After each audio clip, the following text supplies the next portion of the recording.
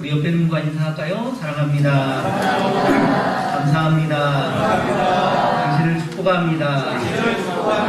당신은 축복의 통로입니다. 저도 축복의 통로입니다. 자, 이름 밝히시고요. 시작. 저도 축복의 통로입니다. 아멘.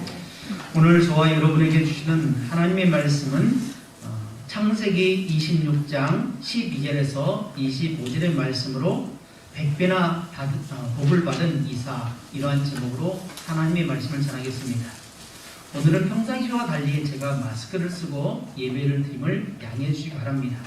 그러다 보니까 제 입술을 보고 예배를 드리신 분들이 있는데 좀 불편한 점이 있음을 양해해 주시고, 대신 제가 천천히 할 테니까 여러분들 말씀에 집중하시고 오늘 말씀을 통해서 은혜 받으시길 바랍니다. 창세기 26장에는 이삭이 100배나 축복을 받은 비결에 대해서 말씀합니다. 우리 기독교인들이 어떻게 살아야 하는지를 정확하게 보여주는 그러한 본문이라고 할 수 있습니다.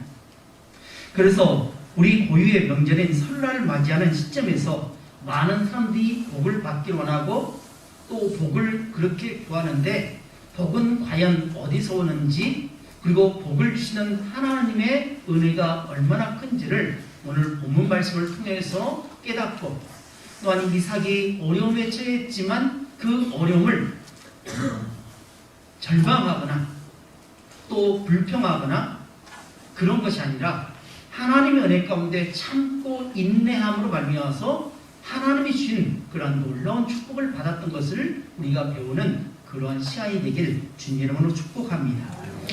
오늘 저와 여러분에게 주시는 하나님의 말씀의 내용은 세 가지입니다. 첫 번째로 이삭은 하나님의 말씀에 순종하였다는 사실입니다. 두 번째로 복을 받기 위해서 이삭은 열심히 노력했다는 사실입니다. 세 번째로 하나님께서 주신 이 복의 은혜를 지키기 위해서 열심히 살아갔다는 것을 말씀해 줍니다. 첫 번째로 이삭은 하나님의 말씀에 순종했다는 사실입니다. 우리 다 같이 1절 말씀 함께 공독하도록 하겠습니다. 1절 말씀요, 띄워주세요.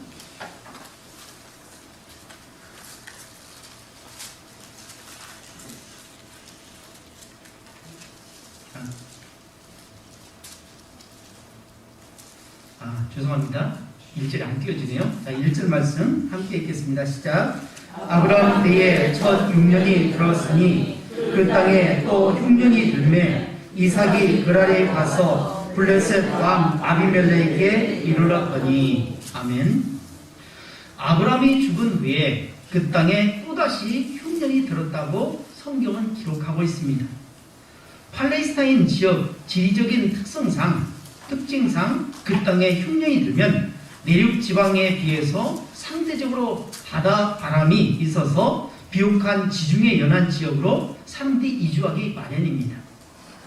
그래서 창세기 12장에 보면 하나님께서 아브라함에게 너는 본토 친척 아비집을 떠나 내가 지시할 땅으로 가라라고 하신 말씀에 따라서 아브라함이 가나안 땅으로 옮겼습니다. 그리고 얼마 지나지 않아서 그 땅에 기근이 있었습니다. 흉년이 일었습니다. 그래서 어려움이 생기니까 어떻게 합니까? 살기 위해서 목초지를 찾아서 남방으로 가다가 결국 창세기 12장 10절에 보면 심한 기근에 인해서 이제 애굽으로 옮겨갔던 모습을 보게 됩니다. 그래서 애굽에 옮겨갔다가 그만 사라를 빼앗긴 일이 생기고 또한 그것 때문에 고난을 당하는 그러한 사건이 있는 것을 기록해주고 있습니다. 그러니까 아버지 아브라함이 복을 받아서 하나님의 말씀대로 따라갔는데 그 땅에 기근이 일어났고 또 이삭에게 와가지고 또다시 그 땅에 기근이 일어났다는 것입니다. 이것은 뭘 말씀하느냐? 어려움이 있었는데 그 어려움이 그냥 한 번에 쫙 끝나는 것이 아니라 또다시 어려움이 계속 반복된다는 것을 말씀해 줍니다. 오늘 우리 장로님께서 기도하셨듯이 코로나로 인해서 이제 코로나가 백신이 개발되었으니까 이제 종식될 것이라 라고 낙관적으로 바라보았지만, 그런데 여전히 우리 가운데 코로나가 계속 유행하고 있고, 어제는 17,000명이 넘는 사람들이, 물론 아침에 보니까 김제적에도 어제는 24명이었는데 오늘은 42명으로 더 완전히 늘어나 버렸습니다. 상황은 더욱더 어려워진다는 것을 말씀해 줍니다. 예수 믿으면, 신앙생활을 잘하면 우리의 환경이 바뀌어서 복을 받고 잘 풀릴 것 같지만, 안타까운 것은 그 환경이 좋아지기보다는 더 어려워진다는 사실을 우리가 늘 잊지 말아야 합니다. 그래서 이런 환경, 어려운 환경 속에서 어떻게 하느냐? 환경을 따라서 우리가 마음이 흔들리고, 또 환경 따라서 우리가 신앙생활을 왔다 갔다 하는 것이 아니라, 우리는 끊임없이 하나님의 말씀을 중심으로 그 말씀 따라 순종하는 삶을 살아가야 하는 것이 우리 성도의 본분이라고 말씀할 수 있습니다. 농사를 짓는 사람들은 그래도 자기 땅을 지키고자 하는 그런 노력을 할 것입니다. 그런데 당시에 목주업이 주 생업이었던 이 이삭의 가족, 이삭의 무리들의 입장에서 생각한다면 목초지가 말라서 없어집니다. 다시 말해서 풀들이 다 말라서 없습니다. 그럼 당연히 풀이 있는 곳으로 찾아가는 것이 일반적인 사람들의 생각이고, 이것은 당연한 사람의 행동이라고 할 수 있습니다.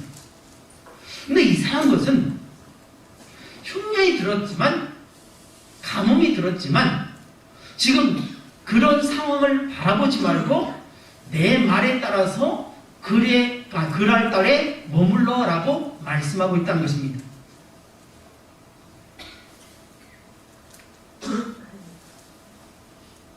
3, 4절 말씀을 우리 함께 제가 읽어드리겠습니다. 이 땅에 거류하면 내가 너와 함께 있어 내게 복을 주고 내가 이 모든 땅을 너와 내 자손에게 주리라.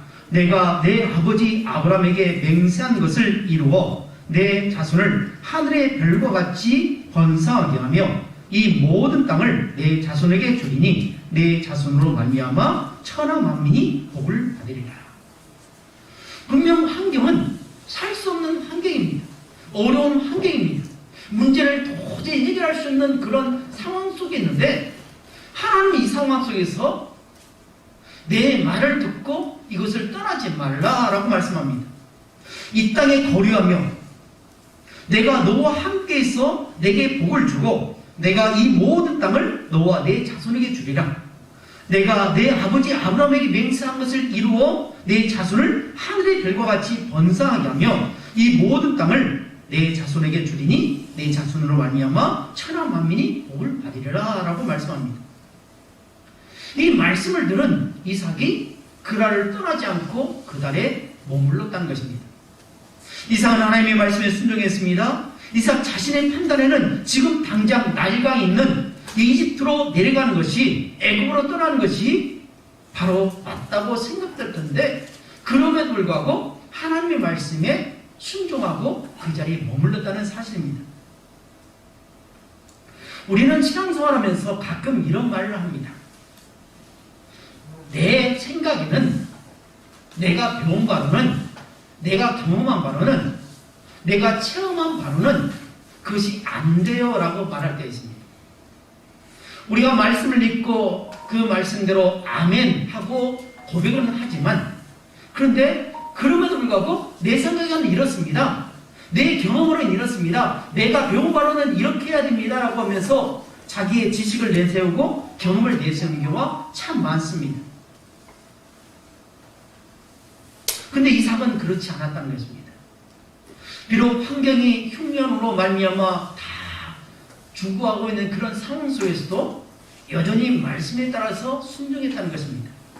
신앙은 철저하게 말씀 중심의 삶을 살아가는 것을 말씀합니다. 두 번째로 복을 받기 위한 노력이 이삭에게 있었다는 사실입니다. 그래서 이삭은 그의 소유를 다 이끌고 지중해 연안에 있는 그랄 지방으로 이주했고, 그 땅은 블레셋 사람들이 다스리는 곳이었고, 이삭은 이곳 사람들의 견제와 감시를 받으면서 생활을 해야만 했습니다.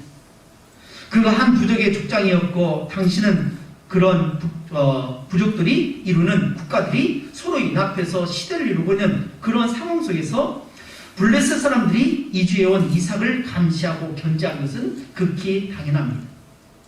오늘 우리도 마찬가지죠. 지역마다 텃세가 있습니다. 새로 이사온 사람들이 잘 정착해서 살아야 되는데 그렇지 못하고 견제를 받고 또 때로는 왕따를 당하는 경우도 왕왕 일어납니다. 혹시 우리 동산교회 성도님들은 그런 분 없었으면 좋겠습니다. 새로 이사하고 또 나중에 교회에 나와서 새신자로서 신앙생활할 때 더 잘 대해주고 사람으로 되어주길 주님으로 축복합니다. 교회마다 텃세가 있고 가정마다 텃세가 있고 마을마다 지역마다 텃세가 참 심합니다.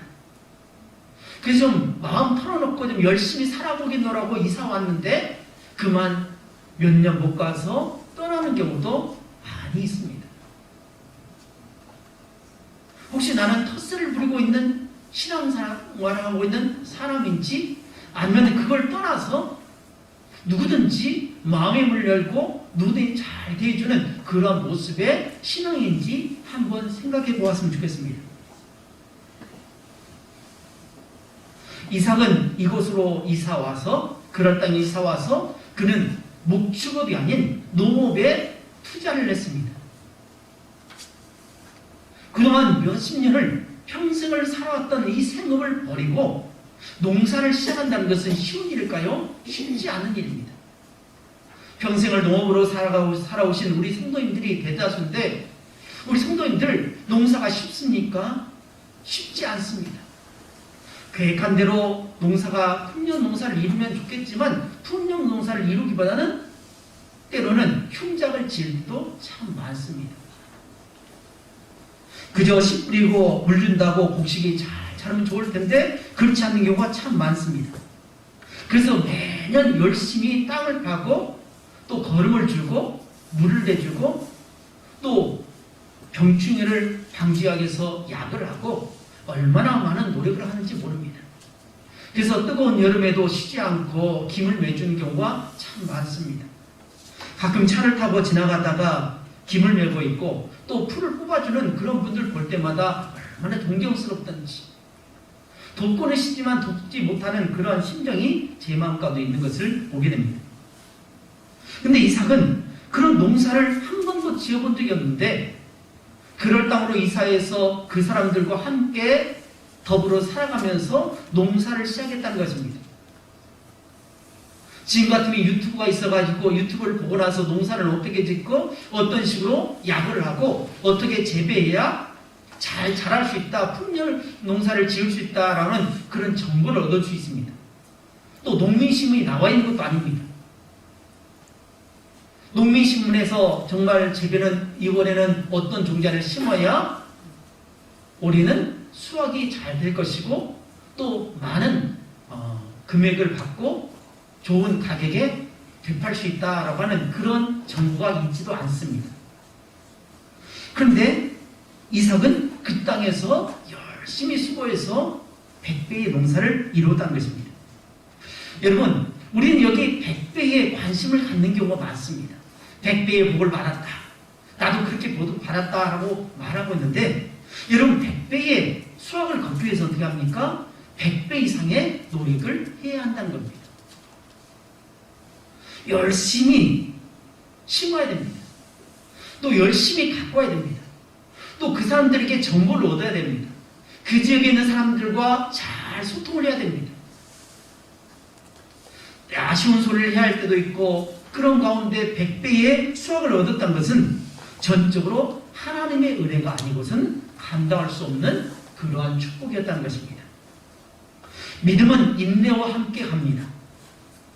하나님을 믿는다면서 하나님께서 그 일을 이루고 완성할 때까지 끝까지 함께하는 것이 중요합니다.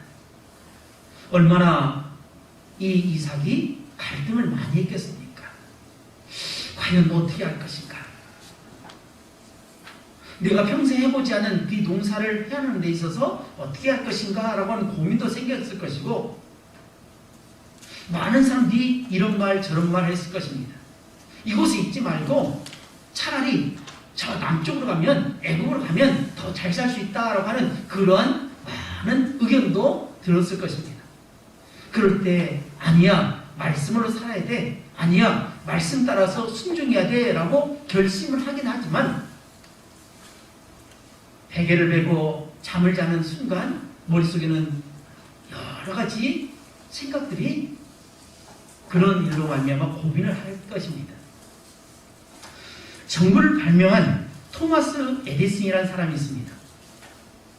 그래서 이 에디슨은 1000번에 걸쳐서 전구를 연구했습니다. 그래서 9999번을 실패하고 마지막 1000번째에 이 전구를 발명했다는 것입니다. 쉬운 일일까요? 어렵습니다. 무슨 일이든지 성공을 위해서 노력하는 사람이 잘 되는 법입니다. 또 노력하는 사람보다 그 일을 즐기는 사람이 성공한다는 이야기도 있습니다.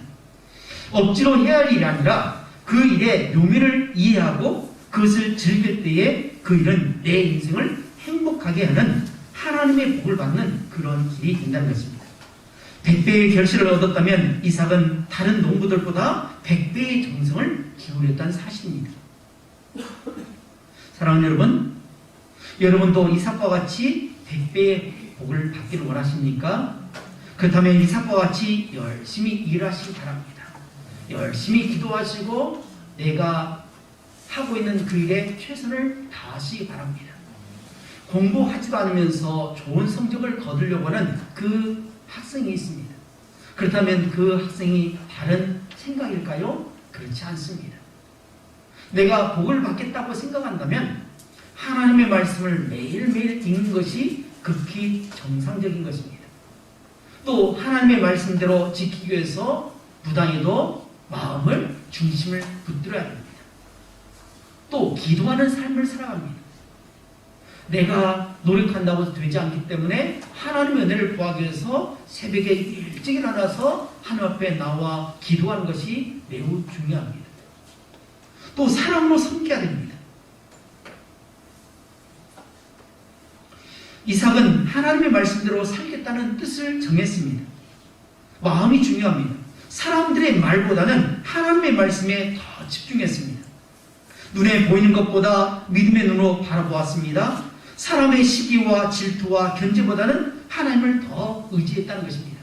그래서 100배의 복을 받았다, 축복을 얻었다라고 한 것입니다. 근데 성경이 여기서 뚝 하고 끊겼다면 얼마나 좋을까요? 근데 세 번째로는 이 받은 은혜를 지키기 위해서 이삭이 얼마나 노력했는지를 보게 됩니다. 그래서 받은 은혜를 지킨 것이 매우 중요합니다. 이삭은 이 100배의 축복을 받고 나서 그 이후에 기사를 보게 되면, 내용을 보게 되면 무려 7번에 걸쳐서 우물을 팠다는 사실입니다. 첫 번째 우물은 15절에 등장하는데, 이 우물은 아브라함이 죽었을 때 블레셋 사람들이 메웠던 우물입니다. 옛날 있던 우물을 막아놓은 것을 다시 파니 훨씬 수월한 일입니다. 그 옛날 아버지 아브라함이 팠던 우물을 다시 파는 이삭의 가면은 남달랐을 것입니다.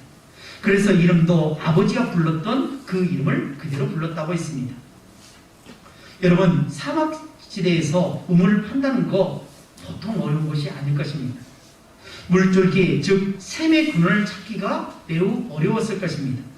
그런데 이미 아버지 아브라함이 팠던 우물의 흔적이 있으니 쉽게 팔 수 있었습니다. 두 번째 우물은 18절에 등장하는데, 이 역시도 그 아버지 아브라함이 팠던 우물입니다. 그리고 세 번째 19절에 있는데, 이 우물의 이름은 에색이라고 지었습니다. 이 우물은 그 종들이 그랄 평원에서 새로 개척해서 판 우물이었습니다. 앞에서 말씀드린 것처럼 사막지대에서 물줄기를 찾는다는 것은 보통 어려운 일이 아닐 것입니다. 요즘도 수맥을 찾는 사람들이 있지만 샘물 물줄기를 찾는다는 것은 더 힘든 일입니다. 그런데 이삭의 종들이 물이 펑펑 쏟아지는 샘길을 찾았는데 그럴 지방 목자들이 자기 것이라고 주장을 했습니다. 수맥을 찾는 것은 이삭의 종들이 찾았습니다. 그런데 그럴 사람들이 아니야, 이것은 우리 땅에 있는 것이니까 우리 것이야. 이사 온 사람이 감히 그 우물을 차지해? 말도 안 돼 라고 하면서 쫓아내버렸다는 것입니다. 이삭이 참을 수가 없어가지고 그럴 사람들하고 다퉜습니다. 왜 그랬을까요? 첫 번째, 두 번째 우물은 아버지가 파놓은 것을 팠기 때문에 그런 수고를 별로 하지 않았습니다. 근데 세 번째는 어떻게 합니까? 종들이 그 수맥을 찾아서 물을 얻었기 때문에 그를 지키고자 하는 마음이 있었겠죠. 내가 발견했습니다. 내가 찾았습니다. 내가 팠습니다. 근데 느닷없이 그 사람들이, 지역 사람들이 와서 빼앗아가려고 하면 어떻게 합니까? 그래, 가져가. 그럴 사람 있습니까? 없습니다. 무슨 말이냐? 이거 내가 하지 않느냐? 우리 종들이 했지 않느냐? 하면서 다투었다는 것입니다. 그래서 이 우물, 세 번째 우물의 이름을 에색이라고 했는데 뜻은 뭐냐? 다툼의 우물입니다. 우물을 가지고 다퉜다는 것입니다. 그리고 네 번째 우물은 21절에 등장하는데 그 이름은 신나입니다. 그럴 지방 목자들이 시비를 걸어옵니다. 네 번째 발견은 시비를 걸어옵니다. 텃세를 부리며 자기의 것이라고 우겨대기 시작합니다. 그래서 우물의 이름도 신나, 즉 반대의 우물입니다. 안 돼, 너희들 거 안 돼? 하면서 반대했다는 것입니다. 그래서 반대의 우물 신나라고 지었습니다. 얼마나 억울하겠습니까? 손 안 대고 코 푸는 그럴 사람들을 보면서 얼마나 화가 났겠습니까? 인간적으로 생각하면 화가 머리끝까지 날 것입니다. 더욱이 자기들이 직접 피땀 흘려서 개척한 우물이었기에 종들이 다투기 시작했습니다. 그러나 이삭은 또 참았다는 것입니다. 그리고 다섯 번째 우물은 22절에 등장하는데 르호봇이라고 이름을 지었습니다. 이삭이 거기에 옮겨 또 다른 우물을 팠는데 그때부터 아무도 시비를 걷지 않았습니다. 그래서 다투질 않았다는 것입니다. 네 번씩이나 억울한 일을 당해서 자기가 고생해서 판 우물까지 다 빼앗겼는데도 불구하고 이삭은 참았다는 것입니다. 이제 다섯 번째 우물부터는 시비를 거는 사람이 없어졌습니다. 이삭이 승리한 것입니다. 잘 참고 너그럽게 양보했더니 원수까지도 더 이상 시비를 걸지 않았다는 것입니다. 사랑하는 여러분, 우리가 인생을 살다 보면 이렇게 억울한 일을 당할 때가 많습니다. 내가 잘못한 것도 없습니다. 내 가족과 친척들에게 또 이웃들에게 잘했음에도 불구하고 이상하게 자꾸만 시비를 거는 사람이 있습니다. 다툼을 일으키는 사람들이 있습니다. 그때 어떻게 합니까? 화가 나가지고 서로 멱살을 잡고 머리끝을 잡고 싸우는 것이 아니라 참는다는 것입니다. 그래서 신앙생활은 참는 겁니다. 인내한 자가 이기는 겁니다. 이삭이 승리할 수 있었던 이유가 무엇입니까? 참았다는 것입니다. 아마 여러분들 명절을 맞이해서 이런 경우가 있을 수 있습니다. 억울한 일을 당할 수도 있습니다. 왜 나만 명절에 고생을 해야 되냐? 나만 축하라고 음식하고 남자는 저 한쪽에서 그냥 맛있게 음식을 먹느냐라고 하면서 그렇게 이야기할 수도 있을 것입니다. 그럴 때가 아니냐? 오늘 말씀을 기억하면서 서로 참고 인내해주고 사랑하는 마음이 있어야 합니다. 여섯 번째 우물은 23절부터 25절까지 등장합니다. 그런데 더욱 놀라운 일이 일어났습니다. 23절부터 25절까지 보면 이삭이 브엘세바로 올라가서 제단을 쌓고 하나님께 예배를 드렸습니다. 네 번째 우물을 파기까지는 마음고생을 많이 했습니다. 억울한 일을 당했습니다. 그러나 져주고 양보했더니 다섯 번째부터 우물로부터는 다툼이 일어나지 않았습니다. 그래서 너무나 감사해서 하나님 앞에 감사 예배 드립니다. 브엘세바에 가서 거기서 하나님께서 나타나셔서 그날 밤에 이삭은 아버지 아브라함의 하나님이 자기와 함께 계셔 복을 주셔 그 자손이 번성하게 해준다고 하나님께서 약속을 해주십니다. 이삭은 하나님 은혜가 너무나 감사해서 그곳에 제단을 쌓고 예배를 드렸는데 거기서도 6번째 우물을 얻게 되었다는 것입니다. 그러므로 6번째 우물은 예배 중심적인 삶을 사는데 가운데 판 축복의 우물이었던 것입니다. 마지막 7번째 우물은 어디에 등장하느냐? 32절부터 33절까지의 내용에 보면 세바라고 있습니다. 창세기 26장 26절부터 33절에는 더욱 놀라운 사실이 등장하는데 이삭이 판 5번째 우물부터 더 이상 시비가 걸리지 않게 했던 블레셋 왕과 높은 사람들이 이제는 이삭을 찾아옵니다. 그리고 평화 조약을 맺자고 손을 내밉니다. 블레셋 사람들이 하나님께서 이삭과 함께 하심을 똑똑히 보았기 때문에 이제는 이삭과 평화 조약을 맺어서 후환을 막자는 그러한 심산으로 살아나왔다는 것입니다. 여러분, 평화 조약을 맺기 위해서는 어떻게 합니까? 누가 먼저 손을 내밉니까? 힘이 약한 사람, 연약한 사람이 먼저 손을 내밉니다.